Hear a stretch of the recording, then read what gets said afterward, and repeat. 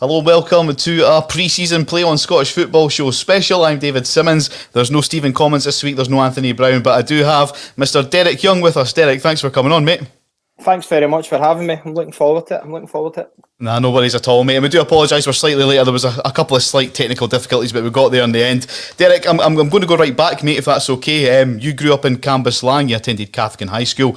Who were the football players as a youngster you were aspiring to be? My big brother. Honestly, it was when I was younger. I was a striker. So it was back then. It was. I think the main man was Ali McCoy. He was banging goals in everywhere, and he was playing for Scotland, and he was the big name as I was growing up. So guys like that, it was you looked up to and seen them scoring all sorts of goals, and you would see these things on the telly. You never had Sky and everything back in the day. Obviously, it was when you were proper little, it was just, I think, Channel 1 to 4, so you would maybe catch a game every so often, but you would automatically go outside and try things that you'd just seen. Instead, everybody try to do it on FIFA and whatever now. Back in the day, you would actually go outside with a ball under your arm and go and practice these things. Yeah, I mean, like every play on show that we do, guys, we're fully live and interactive. If you've got any questions you want to put to Derek, get in touch and pop it in the comments section. So, like I said, from Cambuslang, how did young Derek Young end up going up to Aberdeen? Where did it all start? I actually started. I played for Team Cathkin United, kind of local boys club, and that's started there when I was 5. Same with Dan he would have been 6, 7, depending. So the two had started at Cathkin United, and I think we got up to maybe under 10s. And the chief scout, it's actually a bit of a story. The chief scout actually, his house looked onto the back of where we played. And the Aberdeen chief scout for kids in the area and all Glasgow. And we were playing in ash pitches at the time. But it just so happened that day he was meant to be going to a game. Whatever game it was, he was going to watch. The game got called off because the pitch was waterlogged, torrential rain, gale force wind, everything you expect for Scottish weather. But thankfully, he went home and seen there was still a game on the red ash, and he came over, and we played the game. As I said, I was a striker. I scored a pile of goals. Dan was playing in the middle of the park. He must have been setting a few up. He certainly wasn't scoring, that was for sure. And the chief scout, Jimmy Carswell, had pulled the manager after the game and explained who he was and what he was doing there. And he actually says, there's 3 boys there I really liked. And he mentioned myself, and then he mentioned Dan. And he's like, "Do you realise they 2 are brothers?" And he's like, "No, I didn't realise." So he's like, "Right, that's fine. I like them." And the other boy was the manager, the actual team, the manager's son as well. So the 3 of us had actually, from then, had ended up, like I said, from the age of under 10s all the way through. But it's different now. You've got academies for everyone, every Premier League team and whatever else outside. Everybody's got academies from preschool up, you know what I mean? That's covered. So back then, it was myself, me and Dan. I always put it together because everybody thinks we're the same person. Like on a Monday night, we trained with Aberdeen at Strathclyde Park. So you had a couple of hours with Aberdeen the Monday night. A Tuesday night I trained with Rangers, a couple of hours outside Ibrox on the AstroTurf. A Wednesday night trained with Hearts through in a centre in Glasgow. Thursday night, depending on what was happening, I might get a shot at training with my actual boys club that I was playing with.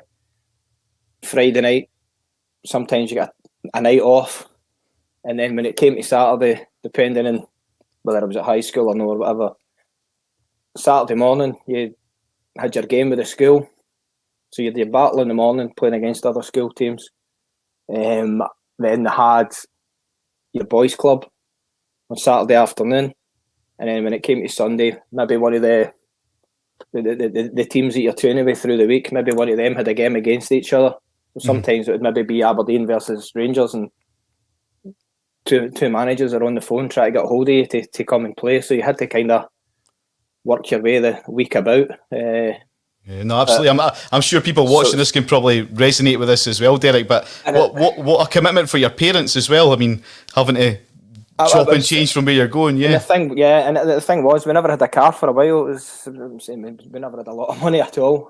But my mum had finally got a car. I think there was a lot of managers kind of going, thank God for that. I need to stop picking these two up. And it was a wee blue Ford Escort, an F-Reg thing. That this thing get miles upon miles dragged all over Scotland, and then all the way through, like I said, it wasn't just myself. Dan played the year up with me as well, so he was doing exactly the same thing, maybe 2 or 3 games a weekend as well. Yeah. So it was a bit of an upbringing, but it's one that it's all we ever wanted to do. You know what I mean? It was back then, school never. Not being I stuck in at school. I wasn't brilliant at school, you know what I mean. But I just in my head I was going to play football, and that was it. And but now that you've been through it and I've come out the other side, and I'm now, well, probably years before I stopped training, stopped playing, you kind of go, right, hold on here. I should have been definitely doing some more stuff at college or something, or learning something else, or not just kind of finishing. And another thing that I was always wanting to do was go and coach anyway, coach kids, which was always kind of my thing. Was I was wanting to go and do that. Yeah, because I mean, you're involved at the academy at Aberdeen just now, aren't you, Derek? Yeah. Is that correct? So as soon as I left, I was like I said, I still stay in Aberdeen anyway. Even though I kind of, when I left Aberdeen, I played with clubs further down the road and whatnot, and I just done some amount of travelling. I mean, all that sacrifice. Sorry to butt in, but all that sacrifice that your parents did run about after you, like you say, in 1996 you got signed for Aberdeen as a youngster. Was it Roy Aitken that was in charge when you first went up to Aberdeen as a senior player? I think it was. No, in fact, I think it was. It might have been actually. Yeah, I think it was, but I don't think he was there for too long. I think after that was it Alec Miller that took over. Who was the first manager that you really remember? It was Alec Miller that gave me my debut. He actually, I just turned 18, and I made my debut with I think it was a League Cup game up at Inverness, and we won 2-0, and I set up a goal within about, I think it was about 18 seconds, 28 seconds, something along those lines, and I thought this was easy. Ball got flung into me. I took a touch, went down the line, drilled it across, and Dodgy stuck it in the net. But after the 28 seconds, my game went downhill. The ball was bouncing off me. I ended up with these heavy legs that I'd never ever had before. I was always quick, no bother getting away from people and all the rest of it. But just, I don't know if it was just because it's your first game and you're nervous and all the rest of it, but these big heavy legs were trying to get me a bit of pitch, and I was just getting worse and worse. I managed to get to half time. Alec Miller spoke to me and says, "Look, you're doing everything right. You just need to be a wee bit sharper and keep the ball a bit better." And I did. I started the second half a bit better, but then the legs kicked in again, and it was, thanks for coming. Who were the big sort of teammates in that era when your first spell at Aberdeen? Who were the ones that were trying to, like you say, get you through that game when you had heavy legs? Who were I was, like I said, made my debut, Dodgy up front with me. So, I mean, Dodgy's an absolute legend. One of the nicest guys ever. And one that would honestly help you for the minute you started to the end of the game, just constantly talking. Even though, like I said, I know after that game, I know if I've had a good game or a bad game, but Dodgy, for example, like after the changing room, I'm going, I didn't think I'd done well there. I know I set up the goal, but... And he was straight on me, don't be daft, it's your first game, you've set up a goal, you've got that's off your back, and all that, and just flinging positives at you, and you maybe coming back down the road thinking, maybe I did have a good game there. But then I seen the game back and I went, no, I never had a good game. What about characters? Like, who was the sort of pranksters in the changing room? when I was first in, let's say that you had Billy Dodge, you had Ian Jess kicking about that changing room as well. Who else was in there? Paul Bernard as well. Paul was always up to no good as well. Let's say that as a youngster, I was kind of that type of person myself. Always wanting to laugh and joke, and like as soon as it comes to training, it's right. Get stuck in, and you have a laugh and a joke through training, but everything's 100 mile an hour to make sure you're game ready and all the rest of it. There is other guys that you've played with before and trained with that just kind of mess about, and then they can turn up on a Saturday and they can get away with it. But I just wasn't in my locker. But I loved a laugh and a joke myself. But as you're a young boy at 18, you're kind of just just hanging in there, just want to see how everybody's getting on. Yeah. And the biggest one was probably Dean Windass. Dino was in constant, just everything. The kit man he's dumping things over Teddy Scott's head, and Teddy's an absolute legend there, man, up here.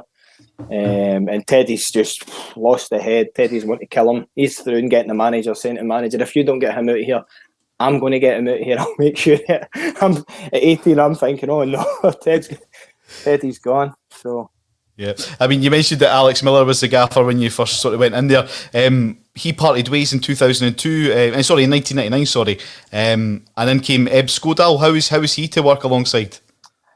Eb has now passed away, unfortunately. It was different, like I said. He came in when we spoke about this not that long ago. It was you were still kind of young, 19, 20, 21, I think. So you're still kind of learning the game, and it's managers coming and going when you're younger. It's no good for you, to be honest, because you're constantly trying to get yourself set up to play in that first team, and then there's a new manager. He's got his new ideas. He's bringing in his own players, and it was the first time like we had a shed load of foreign boys that had come in as well, all at the one time, and it was hard to kind of get used to that. And like I said, I had went from kind of being part of the first team to then I was kind of back a wee bit. You were kind of shifted down a peg or two, and you're kind of just trying to make sure you're working hard enough in the reserves or 23s or whatever the hell they want to call it these days, second team. So you just look after yourself and make sure that when you get a chance, you take it. But absolutely, as a man, I mean, they would speak to you, or he would try to speak to you in his best English. But that was one of the things that everybody loved about him. He would get so many things wrong when he was trying to say it, and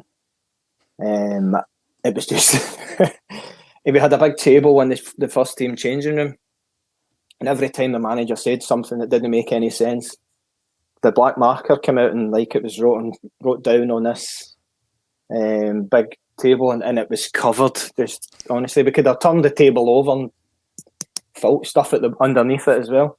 But like I said, when it came to training, he had ideas that we had never seen before as younger boys. Maybe some of the older boys had seen it, but they didn't really like a lot of the stuff that he was doing. They didn't think it made sense to what we were trying to do as a team. So you're kind of watching how the older guys react towards it. Yeah. And you're kind of judging it off of that. But like I said, it's sad that he's passed away, but we had a good time under him nonetheless. Yeah. No, absolutely. He parted ways in 2002, and then came Steve Paterson. It was during Steve Paterson's reign that you moved on to the Pars.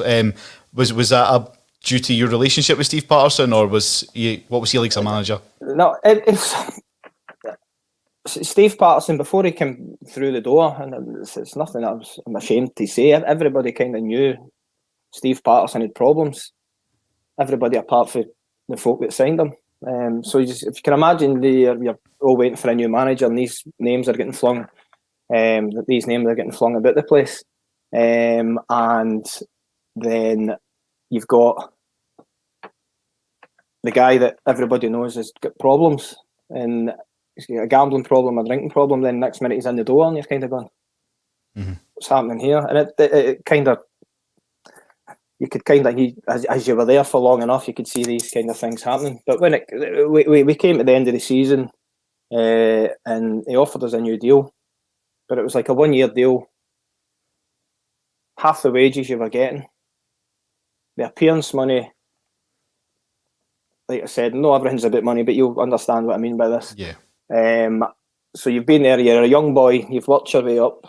The more you play in the first team, the way my contract and a lot of the other ones at my age were, it was, if you played so many or started so many games, your appearance money went up. So my appearance money was actually higher than my wage, which was still nowhere near piles of the boys in the first team. So the actual wage get halved. The appearance money that you've built up from playing all these games get squished down to whatever. And I'm going, right, hold on here, well. And it was a case of that's the contract, and that's all there is, nothing else. So there's no point of coming back and forward. So you were kind of left going. Mm-hmm. And the same thing, exact same thing happened to Dan. Dan got offered a 2-year deal, and wages sliced. Same with his appearance money as well, boomed down to whatever. So you're standing there going, right, well, if you build this up and think this up, we've got no money to bring anybody else in. We've obviously got no money to look after the players that are here, or like even just like, here's the wages you're on, we'll give you another year of the wages you're on. So that's gone. So, and then look at the other way where you go, the manager's an alcoholic and he's got a gambling problem. Like I said, this is nothing that wasn't, nobody ever knew at the time. You know what I mean? It wasn't hidden. So it was like, right, well, let's go and look at our options. And Jimmy Calder would come in for us, and that's what happened. We ended up signing both of us signed 3-year deals at Dunfermline. And at the time, Dunfermline were doing a lot better than Aberdeen. They had better players, all the rest of it. They feel like the right move at the right time. It was, and if the two Jimmies hadn't disappeared after 1 year up to Aberdeen, it would have been an unbelievable move, because we had an unbelievable team for the first year we were down there, and then they had money problems as well, and then half the squad disappeared at the end of the season, and the two Jimmies and Sandy moved up to Aberdeen. So, yeah, we'll talk more about Dunfermline in a second. Dean's got a question where he's saying, did Derek play with Ian Jess, and how did he rate him? Jesse's my favourite player that I've ever played with, so he was. The thing about Jesse, he was one of the players you just, let's say, I was still young at the time, and it was one of the guys you actually stood in training and you just went, how's he done that? How's he get out of that hole, or how's he hit that shot for so many? I mean, his finishing is just like constant. You'll just spend half your time just planting watching him. And I'm still in touch with him. Jesse's now living in Barcelona, or just outside Barcelona. And I had went there before lockdown about 3 years ago. I think it's about 3 years we've been locked down on it. And I met Jesse in Barcelona. I went there with my wife for just a trip away, and he came through and met us, so it was great. Good catch up. But definitely, Jesse's the main man. Superb. Junior time at Dunfermline in 2004, you played in the Scottish Cup final against Celtic in front of 50,000 fans at Hampden Park. What do you recall about that occasion? It was Henrik Larsson's last game, and we were up 1-0 and doing all right. We were hanging in, doing no bad, stopping Celtic for doing too much. Got to half time, winning 1-0. Into second half, same again, just kind of backs against the wall a wee bit. We get a corner, it came in, Baldy jumped up, came off his hand, came out to the edge of the box. We're claiming for a penalty. Play on. Ball gets fired over our defence. You know who's on the end of it. Cuts in, goal.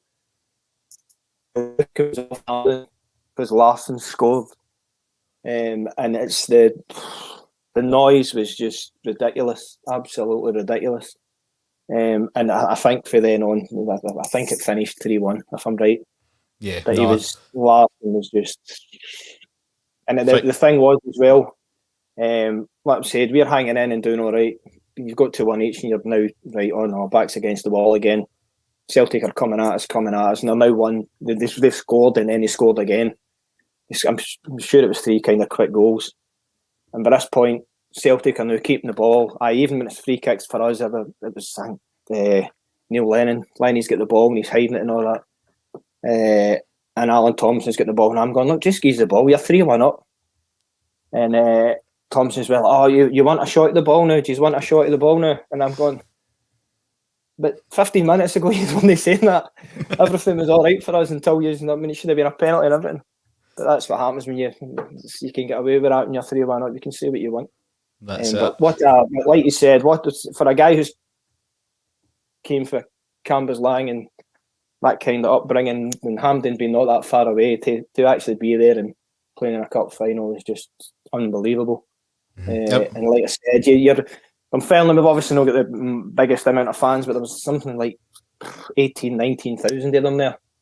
And just what an occasion for them. And just to see that, and I've had it before with Aberdeen in semi-finals, when you come in that end and your supporters are there, and to see that many Dunfermline fans was just unbelievable at the final. Yeah, I mean, even though the scoreline didn't go your way, did you still have a few beers afterwards and celebrate the cup run? Oh.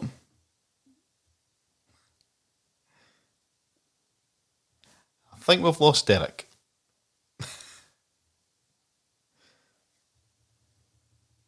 And this is what happens when you do shows live. So normally I've got Stephen and I've got Anthony here to bounce off, but it looks like Derek has lost his connection by the looks of it.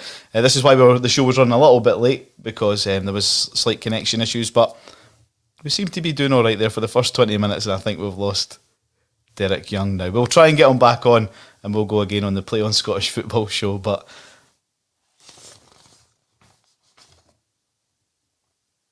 yeah, I think we've lost him.